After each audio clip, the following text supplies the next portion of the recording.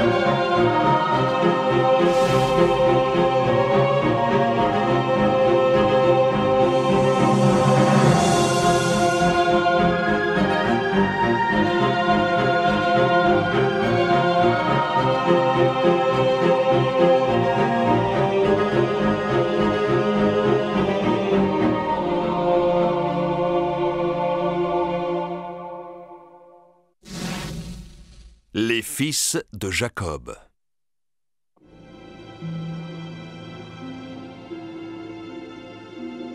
Après un long exil au pays de Haran, Jacob, le fils d'Isaac et de Rebecca, décida de revenir au pays de son père, vers Hébron, dans les montagnes de Judée. Il a résolu de défier son frère Ésaü, qu'il a trompé il y a une vingtaine d'années, en lui échangeant son droit d'aînesse contre un plat de lentilles.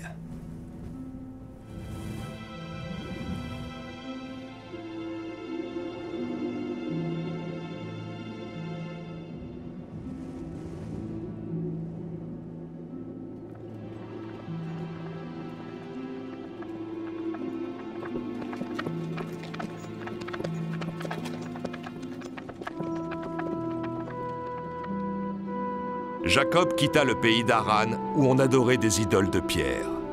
Mais Jacob, pendant son exil, était resté fidèle à Yahvé, le Dieu invisible et tout-puissant, avec qui son grand-père Abraham avait fait alliance éternelle, pour lui, ses enfants, ses petits-enfants et toute leur descendance.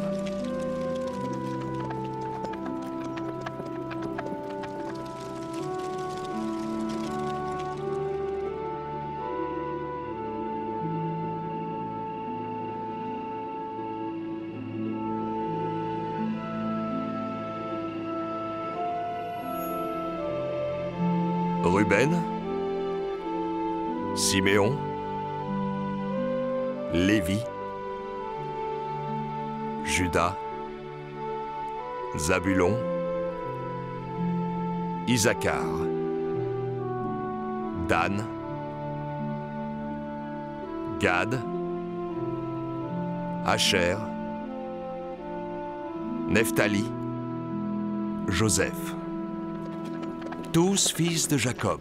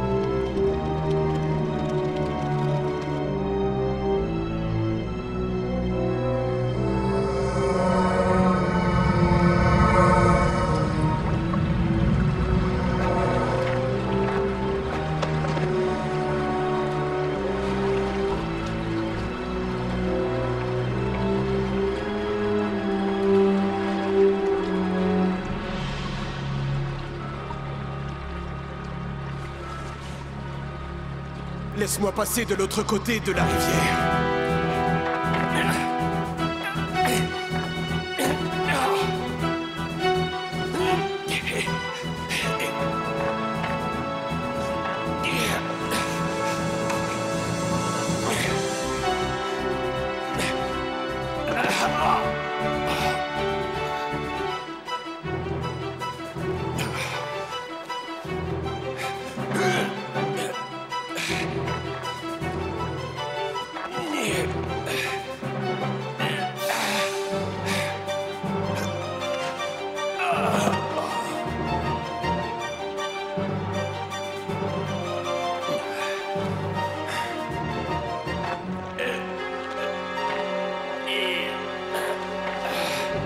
Tu as assez combattu, l'aurore est proche maintenant, je dois partir. Tu as voulu me mettre à l'épreuve, je ne te lâcherai pas sans que tu m'aies donné ta bénédiction.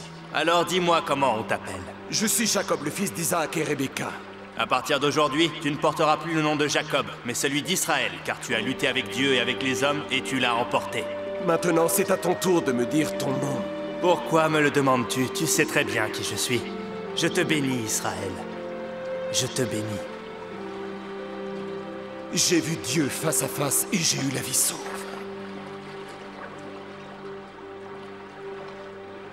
Je me souviendrai toujours de ce lieu que je baptise Pénuel.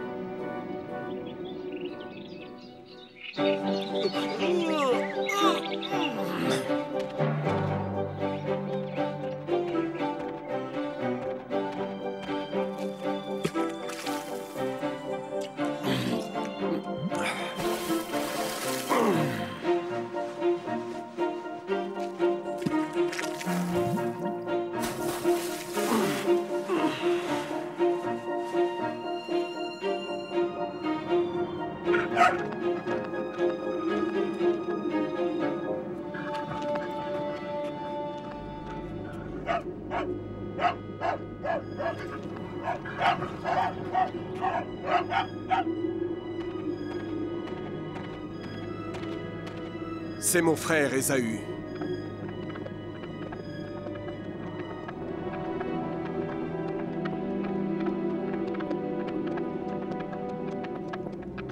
Que va-t-il nous arriver, Jacob? Ésaü va sans doute chercher à se venger. 20 ans ont passé, mais il n'a certainement rien oublié. J'ai péché contre lui et contre mon père, je l'ai dépouillé. Que vas-tu faire? Tu vas combattre ton frère? Tu ne vois pas qu'il est accompagné d'au moins 400 hommes en armes?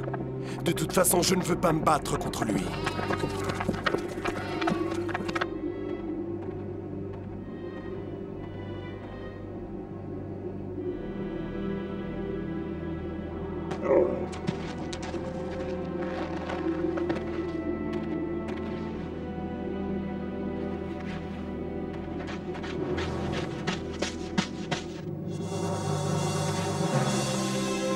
Moi, Jacob, sache que je me suis prosterné 7 fois à terre pour implorer ton pardon, mon frère. Tu m'as aussi envoyé en présent tes troupeaux, Jacob. Ils sont à toi maintenant. Accepte-les en signe de pardon pour les offenses que je t'ai causées. Jacob, je n'ai pas besoin de tes troupeaux. Ce qui est à toi est à toi. Je t'en prie, accepte mes présents, Ésaü. C'est le signe que j'attends de toi, la preuve que tu m'as vraiment pardonné.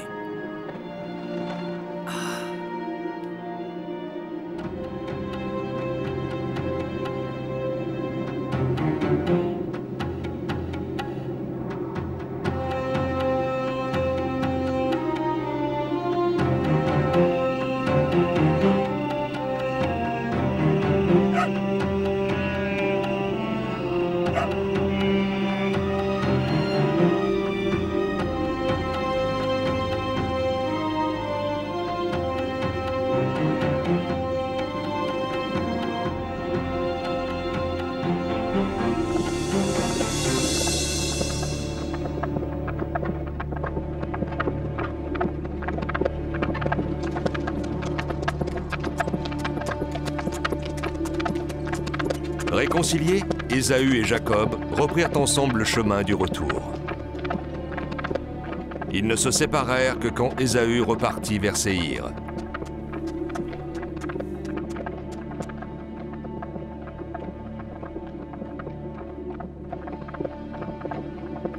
Jacob, lui, se dirigea vers Sukkot. Il y bâtit une maison et dressa des huttes pour son bétail. Puis il repartit vers la ville de Sichem, au pays de Canaan où il voulait installer son campement.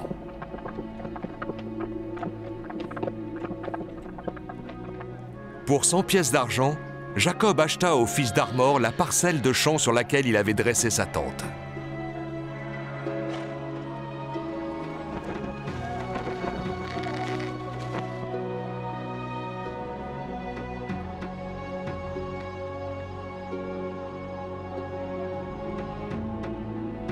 Et c'est là que Jacob éleva un autel, et il l'appela El, c'est-à-dire le Dieu d'Israël.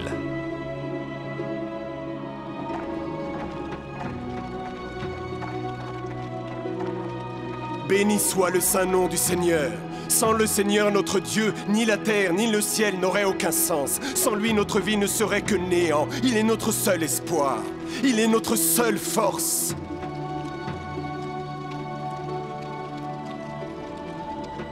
Nous sommes ta nation, ô Seigneur, et toi, Yahvé, tu es notre seul Dieu. C'est toi qui fais briller le soleil chaque jour au-dessus de nos têtes, et c'est toi qui fais tomber la pluie pour prévenir la sécheresse.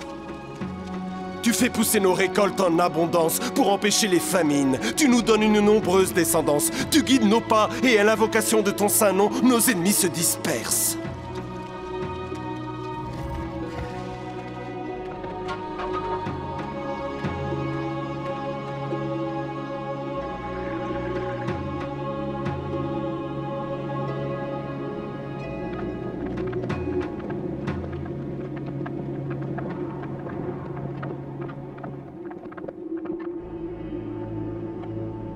Les années passèrent et Dieu apparut encore une fois à Jacob. Puis Jacob partit pour Ephrata avec sa tribu. Mais en chemin, la caravane dut s'arrêter, car sa femme Rachel, devenue âgée, allait accoucher.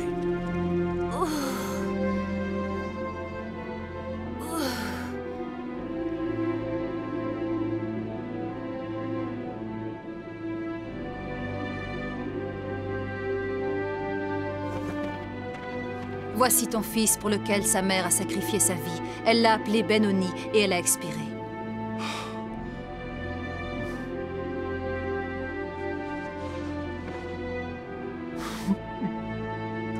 Je t'appellerai Benjamin.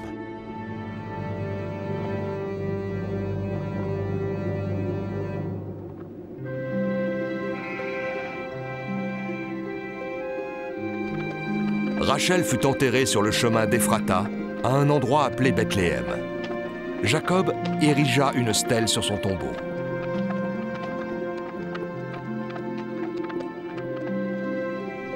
Les années s'écoulèrent. Jacob s'installa au pays de Canaan, la terre promise par Dieu à Abraham et Isaac. Jacob était devenu si âgé que ses propres fils, qui étaient des hommes maintenant, ne lui manifestaient plus aucune considération. Il n'attendait plus qu'une chose, pouvoir se partager ses richesses le jour de sa mort. De tous ses fils, celui que le vieux Jacob préférait était Joseph. C'était un jeune homme respectueux et obéissant. Mais Jacob aimait aussi beaucoup son plus jeune fils Benjamin, et il ne se lassait jamais de jouer avec lui. Ce n'est pas juste. Notre père a acheté une nouvelle tunique à Joseph avec notre argent. Il lui offre toujours ce qu'il y a de meilleur. Mais il mourra bientôt et l'argent mis de côté nous reviendra. Regardez-le. Vous avez vu la qualité de cette tunique? Jacob ne nous a jamais acheté la même. Mais pourquoi l'aime-t-il plus que nous? Qu'est-ce que fait donc Joseph pour son père que nous ne faisons pas? Je vais vous dire pourquoi, moi. C'est parce que notre père Jacob est persuadé que les rêves que lui raconte Joseph expriment la voix de Dieu et qu'ils prédisent l'avenir.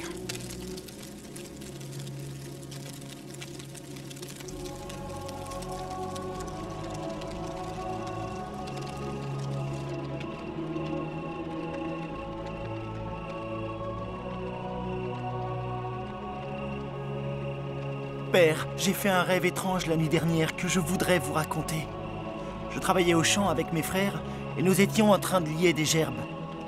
Et soudain, une chose extraordinaire arriva. Voici que la gerbe que je liais se dressa et qu'elle se tint debout et que les gerbes de mes frères l'entourèrent et se prosternèrent devant elle. Père, que dois-je penser de ce rêve? Que veut-il dire? Joseph, tu as perdu la tête. Est-ce que tu serais en train d'insinuer que tu seras roi et que nous, tes frères, nous devrons t'obéir? Je n'ai jamais eu l'intention de vous dominer. Je vous raconte simplement les rêves que j'ai faits.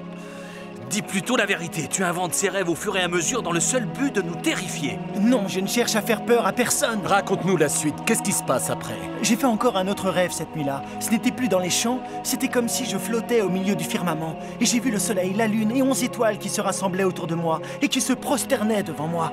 Voilà un rêve que tu as fait, Joseph. Alors selon toi, ta mère, tes frères et moi, nous devrions nous jeter à terre et nous prosterner devant toi. Non, Père, je vous aime et vous respecte, et je vous obéirai toujours et en tout, quel qu'en soit le prix. Bien.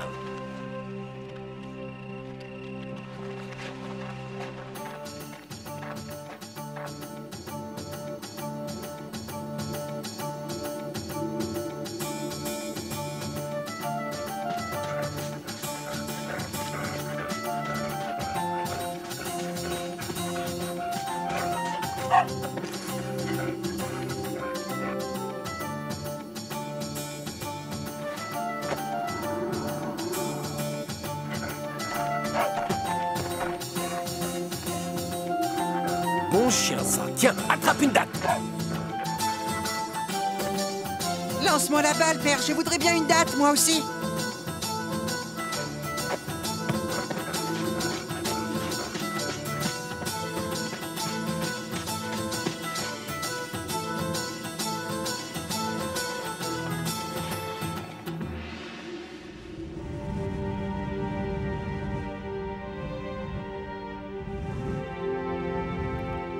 Cela fait 7 jours maintenant que tu attends mes frères ici de l'aube au crépuscule. Je crains pour leur vie. Chaque fois qu'ils s'éloignent avec les troupeaux, j'ai peur qu'ils ne tombent aux mains des voleurs. Mais ils sont toujours ensemble et ils sauraient très bien se défendre. Mes fils sont de simples bergers. Ils ne savent se servir de leur couteau que pour dépecer les chèvres et les moutons, pas pour combattre. Demain, tu partiras à leur recherche. Ils doivent être dans les pâturages de Sichem. Quand tu les auras trouvés, tu leur diras de revenir. Père, je reviendrai avec eux. Non, Joseph, je veux que tu reviennes aussitôt sans attendre les troupeaux. Je te veux auprès de moi et Benjamin aussi.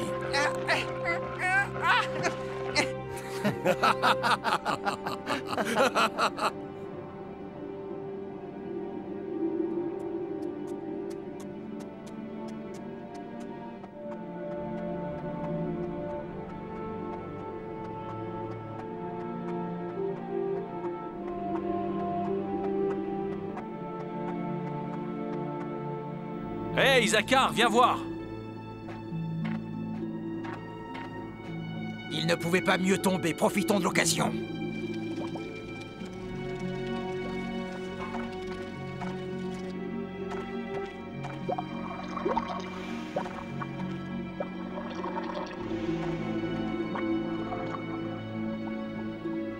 Et qu'est-ce qui vous arrive? Joseph approche sur un âne. Qu'est-ce que tu racontes, Zabulon? C'est impossible. Où l'avez-vous vu? Si, il a raison, venez voir, je vous dis. Que vient-il faire ici? Il vient nous espionner au nom de son père, profitons-en pour le tuer. Mais pourquoi veux-tu qu'on le tue? Ruben, tu es le plus vieux, mais tu es aussi le plus stupide. Nous, les fils de Jacob, nous sommes déjà trop nombreux. On peut se débarrasser de Joseph et ensuite de Benjamin.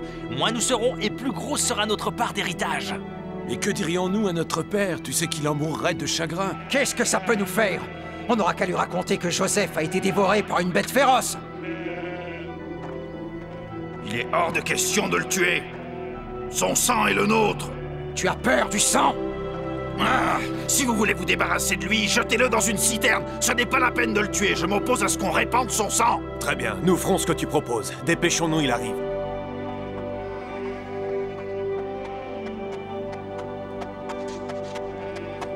Cher Joseph, qu'est-ce qui t'amène jusqu'ici? C'est notre père qui m'envoie. Cela fait 2 lunes qu'il est sans nouvelles de vous et du troupeau.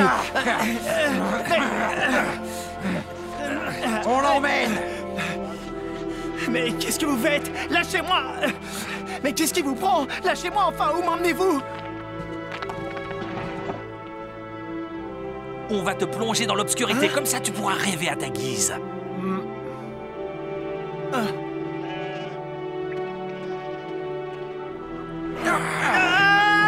Attends un instant. Laissez-moi sortir! Sortez-moi de là! Pensez à ce que dira père! Par pitié, je vous en prie.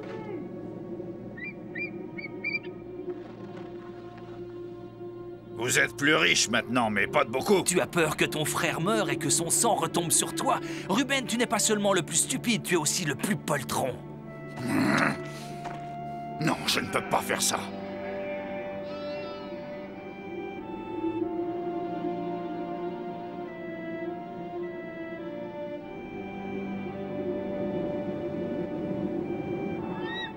Est-ce que tu vois ce que je vois? Regarde ces cavaliers qui approchent. Oui, c'est peut-être notre jour de chance. Pourquoi? Parce qu'il m'est venu une idée. Nous n'avons qu'à leur vendre Joseph comme esclave et nous gagnerons quelques pièces d'argent. Qu'est-ce qui te fait penser qu'ils ont besoin d'un esclave? Ne t'en fais pas quand le prix est raisonnable.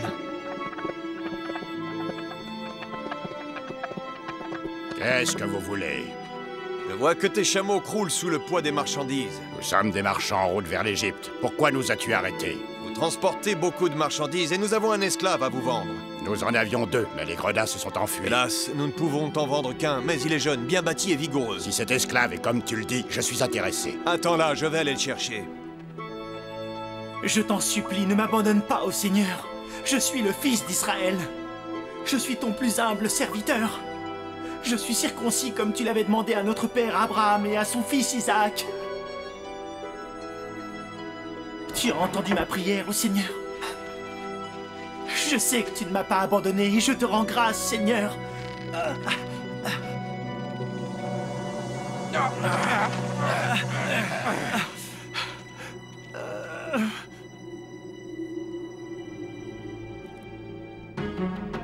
Tu n'avais pas menti, il est solide et bien bâti. Tu verras, tu ne le regretteras pas. Pourquoi cet esclave n'a-t-il pas de tunique? Je ne sais pas. Quand on l'a acheté, il n'en avait pas. Allons, ne me raconte pas d'histoire, vous lui avez volé. Pars avec tes nouveaux maîtres.